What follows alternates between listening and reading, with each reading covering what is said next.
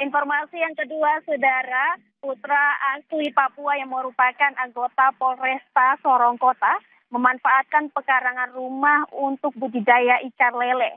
Hal ini dilakukan sebagai upaya untuk mendukung ketahanan pangan. Aibda Deni Elwaromi, anggota Polsek Sorong Timur di Polresta Sorong Kota, yang sehari-hari bertugas sebagai Babin Kamtibnas Kelurahan Klasaman ini, sudah mulai menekuni usaha budidaya ikan lele sejak November 2022, yang awalnya hanya coba-coba, kini usahanya sudah semakin maju.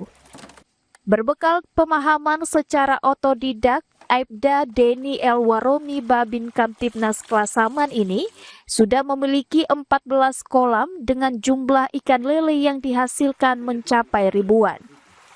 Budidaya lele yang dilakukan Aibda Deni Waromi ini sebagai upaya untuk menjaga program ketahanan pangan Nawacita Nasional yang bertujuan untuk menjamin ketersediaan pangan yang cukup, aman, bergizi, dan terjangkau untuk masyarakat. Budidaya mulai dari bibit, pembesaran, sampai pengembangan dan dilanjutkan dengan penjualan. Di samping itu saya punya tugas sebagai Babin Kamtibnas. Jadi di saat saya bertugas sebagai Babin Kamtibnas, adik-adik ini saya sudah ajari. Jadi mereka saya bentuk sebagai kelompok. Setelah itu di saat saya bertugas mereka yang urus. Saya pikir kalau untuk mendukung pangan sangat karena kita lihat Kota Sorong sendiri kan untuk konsumsi ikan ini sangat cukup lumayan. Saat ini kendala yang dihadapi Aibda Deni Waromi terkait penjualan. Namun hal tersebut tidak menyurutkan semangatnya untuk teruskan mengembangkan usaha budidaya ikan lele. Dan kini masyarakat langsung ke rumahnya untuk membeli ikan lele.